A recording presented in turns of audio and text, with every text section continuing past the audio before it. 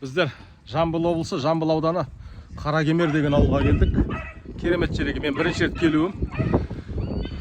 Аса ауылына қарайды екен. Керемет жер, ерекше. Көптен бері іздеп жүрдім осы ауылда. Өйткені мұнда Ерекең Ербол деген бауырымыз тұрады. Ол кісінің бір өнері өзгеше.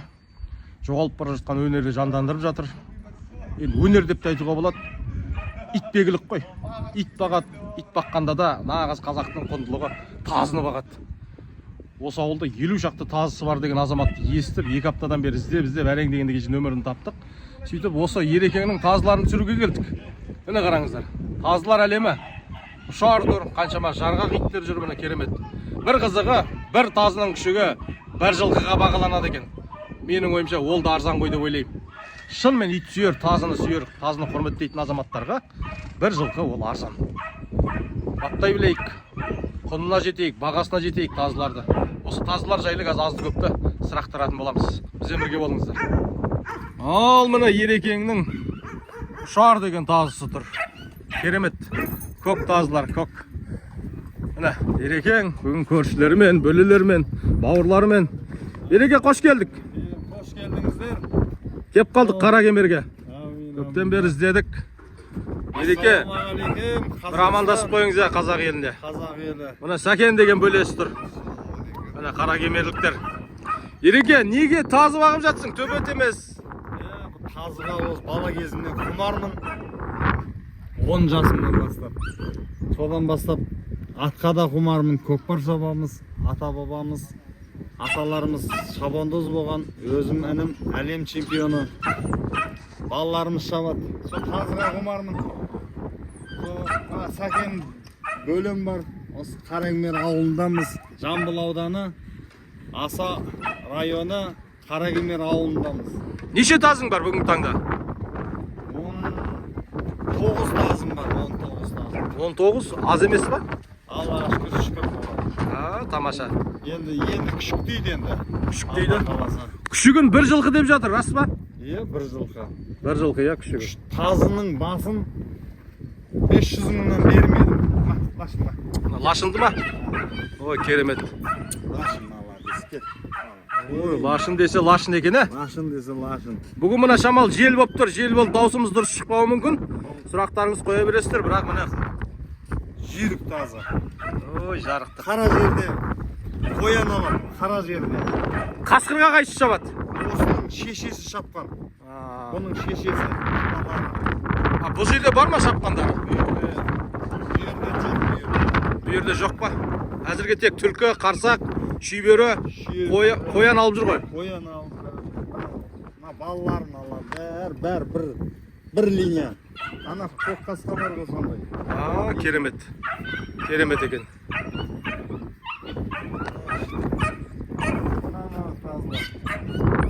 Талдықорғаннан келген тазының балалары.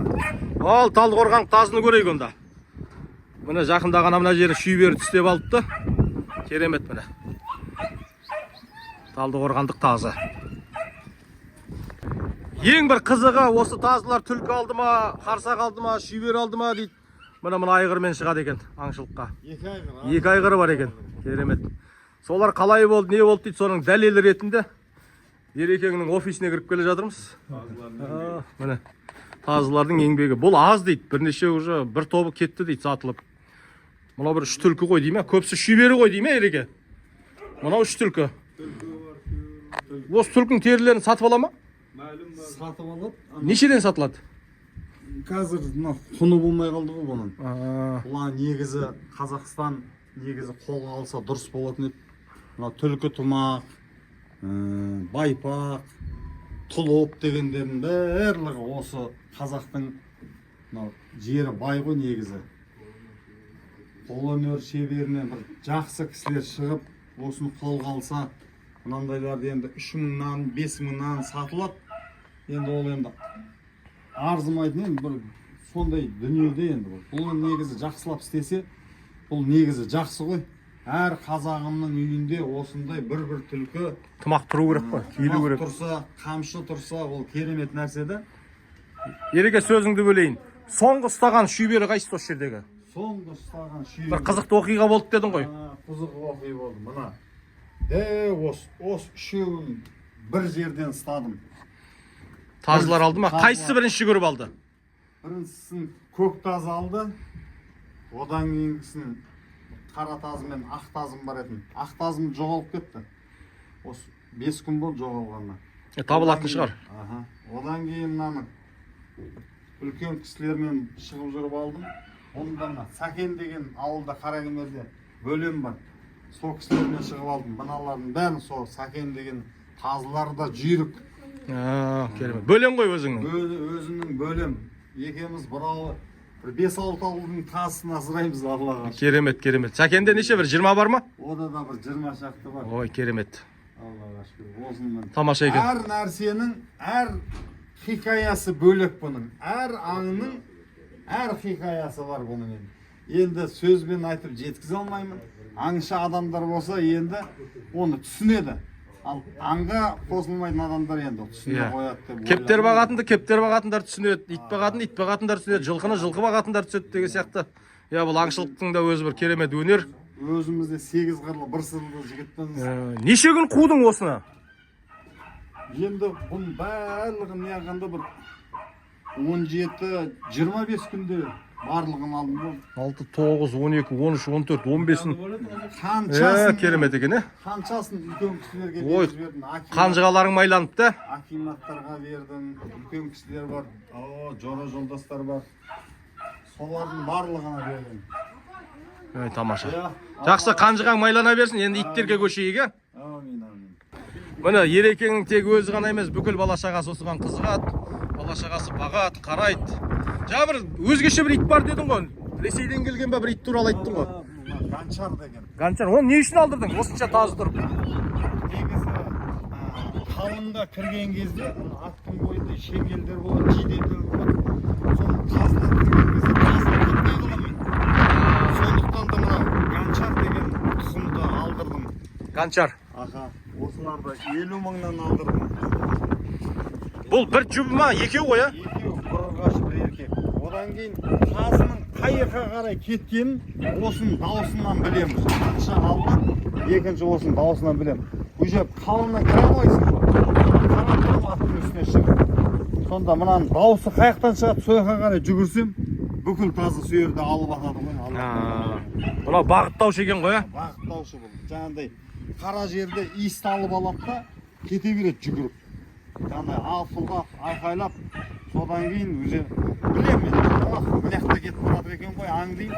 Алдына шықсам точно шакалды алып қояды ғой тазылар. Әдемі екен. Ганчар. Міне, бір жылқы болып жатқан күшіктер жарықтық тазылар. Бұлар сұңқарлар. Неше күшік саттың биылдық Ереке? Мен негізі дос балаларымды хадия қылып беремін. Хадия қылып? Саған дос болайық дейтіндер көбейеді қонда қазір. Көп еді. Нұқыл көк қасқалар түседі одан. Хадия қылып береді екен, бірақ бағасы бір жылқыдан. Сырттан бөтен адам сатып алатын болса бір жылқыдан, Керемет. Әдемі екен, бір еркек, бір ұрғашшы. Бұл өзің иттерің ме жоқ? Негізі бұның аталары менікі. Бұның шешесі мына Сәкен деген Қаракемердегі бөлем бар. Міне отыр ғой өзі. Үндемей отыр ғой. Өзіміз көкқасқаға құмармыз. Осындай көкқасқа асыраймыз. Мына жақта да жатыр көкқасқа. Ой, керемет. Желдің құтырып тұрғаны, даусымыз дұрыс жазбай жатыр, бірақ міне көкқасқалар. Көкқасқаның ар жағында Сәкен батыр отыр әні. Міне. Иттің атасы, иттің төресі, тазылар. Қандай керемет. Ереке, бұна айғырдың аты кім? Оның аты Көктұйғын деген көк айғыр. Көктұйғын. 5 жасар, бойы 5 жасар, бойы 1,64. Бұл кімнің жылқысының тұқымдарынан, қандай атақты жылқылардан? Бұл негізі Луговойдан шыққан. Луговойдан? Абсент зауытынан шыққан ба? Абсент зауыттан. Ар жағынан бір ауылдан шыққан. Ауылдан? Соны Луговой жақтағы бір ауылдан шыққан, керемет. Соны ағайын туысқаным алып бұны. Содан кейін мен мен сатып алдым. Бір айғыр шыдамайды. Екі айғыр керек дейсің ғой. Екінші айғырым арғы бетте тұр. Оның аты Самұрық деген айғыр. Иә, Қазақтың батырлары айғыр мінген дейсің ғой. иә, қазақтың батырлары айғыр. Олар енді көкпарға шабады. Мынау бірінші ат, мынау екінші ат анаусы. Ал бір қызықты оқиғадан жіберейік ереке. Қызықты оқиға айтатын болсақ, бір күні охотаға шығып, атым түлкі бір қоян алып, қоянды енді айдалады ғой енді. Аттың үстінен жаңағы өзіміз азартник болғаннан кейін атты тастай сап қоянның үстіне секірген ғой. Сонда пәленбай километрден атым қашып кетті. Сонда мен ана тазыларға бір ырза болғаным, сол жылқыны қуалап кетіп, сол жылқыны қайырып алдыма әкеп берді ғой осы тазылар. Қайтып міндім сол атқа. Сөйтіп, мына бірінші Алла, екінші мына тазылардың егесіне деген құрметі, одан кейін жаңағыдай жақсы көретіндігі ғой. Ит адамның серігі деген рас қой. Ит адамның серігі. Сонда бір таң қалғаным, айғырым қашып кетіп, қайтып қуалап әкелген. Керемет. Сондай көп оқиғалар көп енді айта берсек енді оның бәрі бір аңыз ертегі сияқты ғой. Аңыз ертегі сияқты. Әркімнің өзінің бір хикаясы бар ғой енді, былай айтқанда аңыз әңгімесі бар ғой. Енді сіз де бір аңызшы болдыңыз ғой енді, керемет. Аллаға шүкір. Міне иттер. Қандай керемет. Міне аңыз адамның иттері. Ерекең деген қара кемерлік аңыз адамның иттері міне. Керемет. Ереке, өзің бір 20 шақты итің бар, бірақ қызығып бір пәленше деген осы ит бағатын, таз бағатын азаматтың бір күшігін алғың келіп жүр деген кім бар Қазақстанда, өзің мойындаған? Қазақстанда мынау Талдықорғаннан жігіттері бар. Жандарбек деген. Сол жігіттің тазылары да өте керемет. Қандай аң болса да түсе береді. Одан кейін Алматы облысында Ербол деген Чудың жігіті бар, Ербол деген. Сол жігіттің де тазы да өте керемет, соларға қызығам. Любой аңға түсе береді ол кісінікі де. Алла қаласа осыдан күшік айырбастап, ол маған бір күшік беріп, мен оған бір күшік беріп, сөйтіп мына дамытамыз деген ойымызда осы. Алла қаласа қазақтың мынау тазыларын ешқашанда еш жерге тастамайық.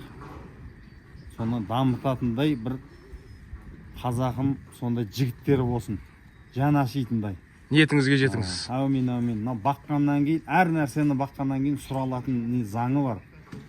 Семіз қып бағу керек уақытында. Ал жүгіртетін кезінде оларды диетаға отырғызады ғой. Спортшыны қалай дайындайды, солай дайындаймыз.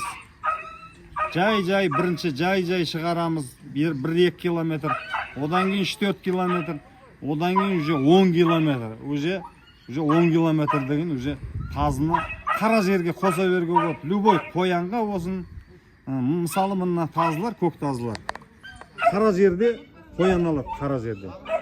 Мақтанбай ақ қояйын енді. Бұл жан жақта кісілер біледі осы, Тараздың айналасында кісілер. Бірақ енді сырға деген енді қазақта бір қазіргі жарыстар ұйымдастырып жатыр ғой.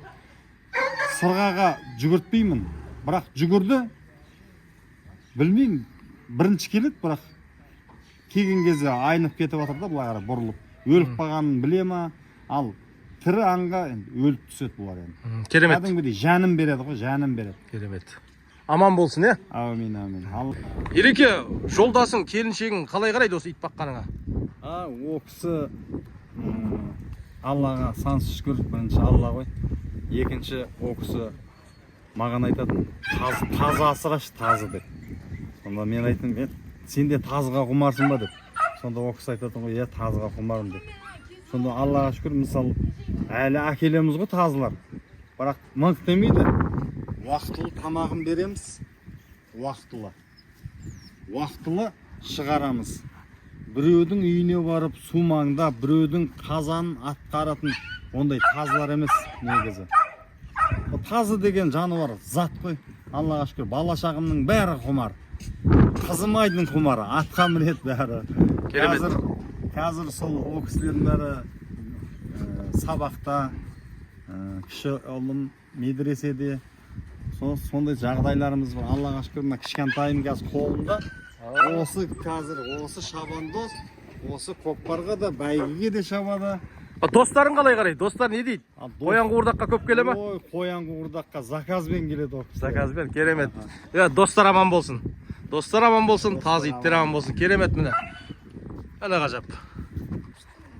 Әне тазы деген иттің аты негізі таза ит дегеннен шыққан деп ойлаймын мен өзім. Өйткені бұның ешқандай сасы, иісі жоқ. Керемет. Жарғақтар келіп жатыр. Сосын бұлар адамға дегенде өте бір мейірбан. Өйткені әлшер баламыздың төбеттерін сүртіп адамға мән бермейді. Өте қызық. Сол сияқты мына тазыларда тек аңшылықтікі. Таңбал тастарда сүреттелген тазылар ғой бұл. Тарихы деген 3000 жылдықтарда кеткен. Тазылар таңбал тастарда тұрсын. Біздің бабаларымыз алғашқы аңшылықты үйренген кезде осы иттерді үйретеді ғой өздерінің қолына. Сөйтіп аңға шығады. Жылқыны алғаш үйреткен қазақ елі. Ұлы көшпенді ұлы түркілер тазы иттерін де үйреткен осы қазақ елі. Тазыларымыз аман болсын. Бүгін Алматыда төбетпен тазы иттердің көрмесі өтіп жатыр. Жақсы өтсін, сәтті өтсін. Тазыларымыз көп болсын, аман болайық ағайын.